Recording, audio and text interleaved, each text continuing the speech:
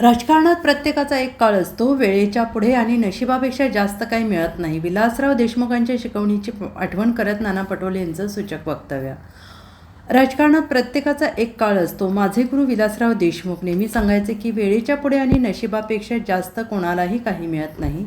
अशाच शब्दात काँग्रेसचे नेते नाना पटोले यांनी सध्याच्या राजकीय परिस्थितीवर सूचक वक्तव्य केलं आहे.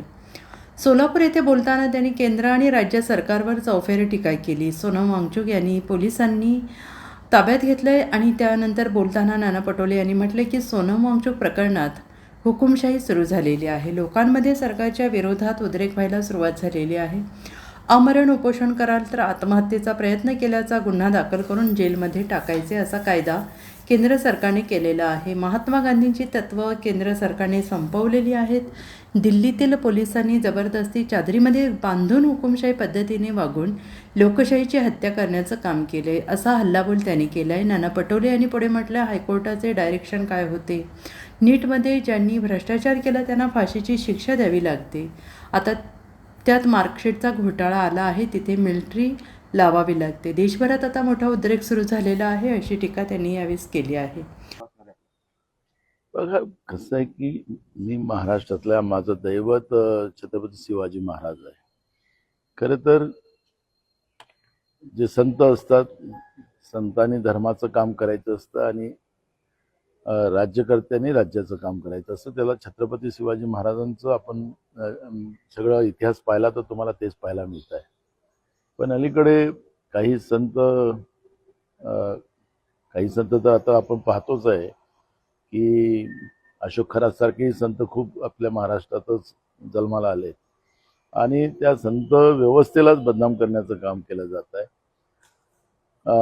अशी संत आता अलीकडच्या काळात आपण पाहतोय. त्यामुळे असे भोंदूबाबा पण समाजात असतात आणि अशा भोंदूबाबांच्या बद्दल फार काही प्रतिक्रिया द्यावी मला असं वाटत नाही.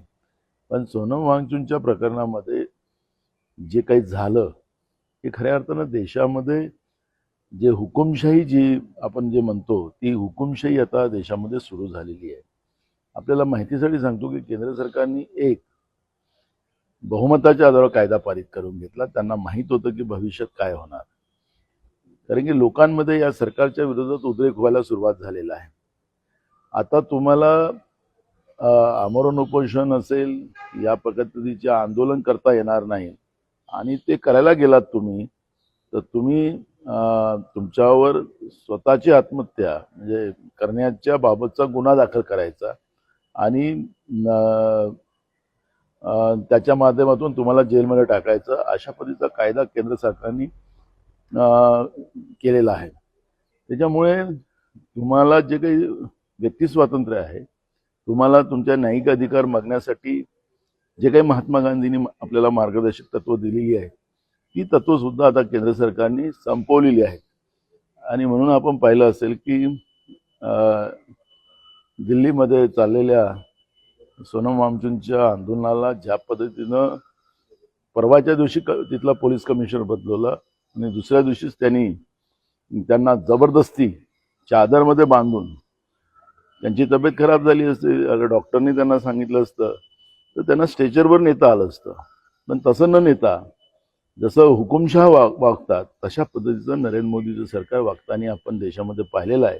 हा खऱ्या अर्थानं लोकशाहीची हत्या करण्याचं काम नरेंद्र मोदीच्या सरकारने केलेलं आहे. विधान परिषदेमध्ये सोलापूरमध्ये आपली जी जागा आहे त्याच्यावरून बराच वाद झाला होता. खरं तर जे आपले समर्थक असलेले काकासाहेब कुलकर्णी जे आहेत त्यांच्यावर कुठेतरी अन्याय झाल्याची भावना बोलून पक्षामध्ये दाखवली गेली आणि अचानकपणे नवीन चेहरा आणला, त्यांचाही अर्ज बाद झाला. काय नक्की पक्षामध्ये असं आहे, राजकारणामध्ये प्रत्येकाचा काळ असतो. माझे गुरु राजकीय विलासराव देशमुख सांगायचे की वेळेच्या पहिले आणि नशिबाच्या जास्त काही मिळत नाही.